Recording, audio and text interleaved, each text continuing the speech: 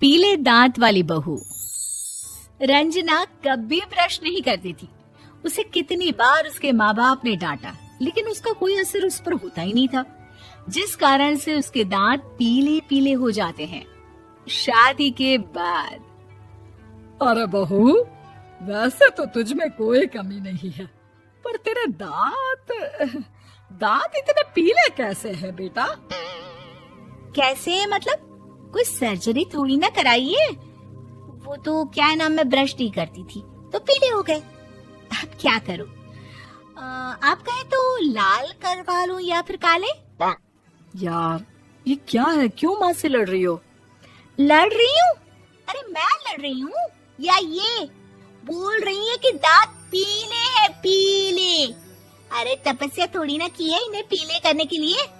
बकायदा ब्रश नहीं किया है 20 साल तक, तब जाकर। छी, कैसी बात कर रही हो? ये उस वक्त तो पीले नहीं थे जब हम लोग तुम्हें देखने आए थे। अरे तब साफ करवा लिया होगा डेंटिस्ट के पास जाकर। अब देखो कैसे पीले पीले लग रहे हैं। रंजना सास की तरफ गुस्से से देखती है। फिर शुरू हो गई पीले पीले पीले। अरे पीले तो तब भी थे जब मेरे हाथ का रसगुल्ला उड़ा उड़ा कर खा रही थी और बोल रही थी, लड़की नहीं गुणों का खजाना दे रहे भाई साहब आप। खैर, अब वो लोग करते भी तो क्या करते, पीले दांत वाली बहू पल्ले पड़ी थी तो झेलना तो था ही। एक दिन कीर्तन में रंजना गाना गा रही थी। अरे कमला बहन, माँ का द्वार है, यहाँ तो सब शुद्ध होकर आते हैं, फिर अपनी बहू को ब्रश भी नहीं करवाती तुम। दूर से पीले पीले दांत भक्ति में बाधा उत्पन्न कर रहे हैं। अरे कोई 2 साल की बच्ची थोड़ी ना लेकर आई हूँ मैं बहू बनाकर। अच्छी खासी लड़की है, अरे कैसे करवाऊं ब्रश? ये तो उसे खुद करना चाहिए ना। अब माँ बाप तो इसके जैसे तैसे निपटा दिए, ये नहीं सोचा कि सास कैसे संभालेगी। सास बहू को लेकर घर आ जाती है, लेकिन सोच लेती है कि अब इसे लेकर कहीं नहीं जाएगी। अगले रोज बहू कहती है, अरे क्या हो गया, मंदिर नहीं जाना क्या? कीर्तन का वक्त हो रहा है।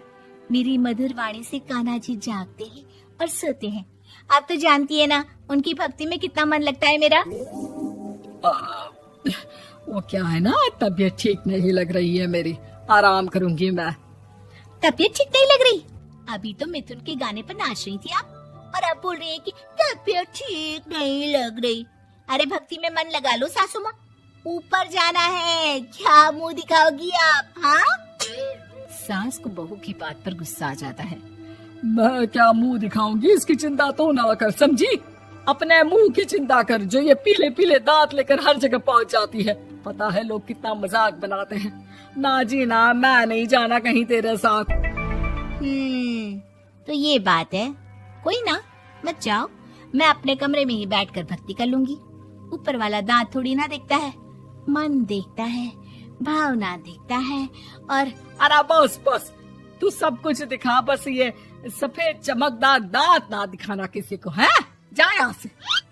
बहू को सास की बात का कोई फर्क नहीं पड़ता, वो तो जैसी थी वैसी ही रह जाती है।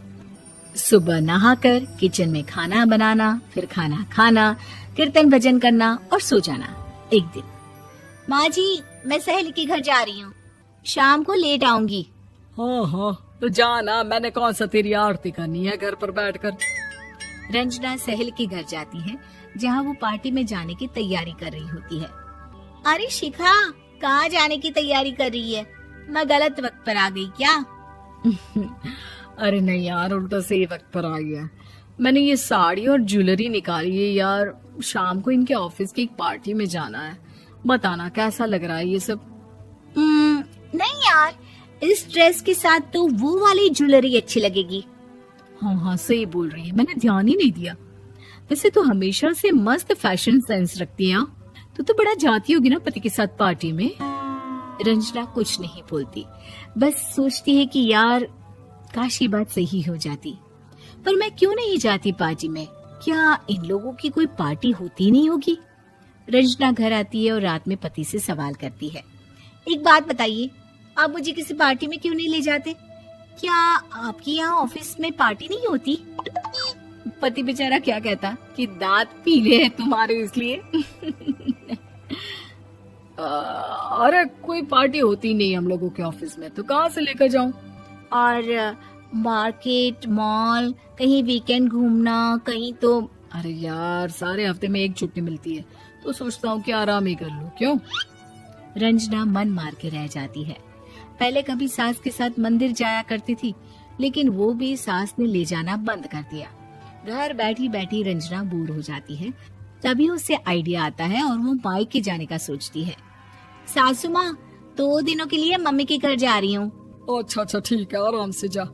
और हाँ, माँ से कुछ अच्छी आदत सीख कर आना कि कैसे शरीर के हर भाग की तरह दांतों की सफाई भी जरूरी होती है, समझी? शुरू हो गई ना आप।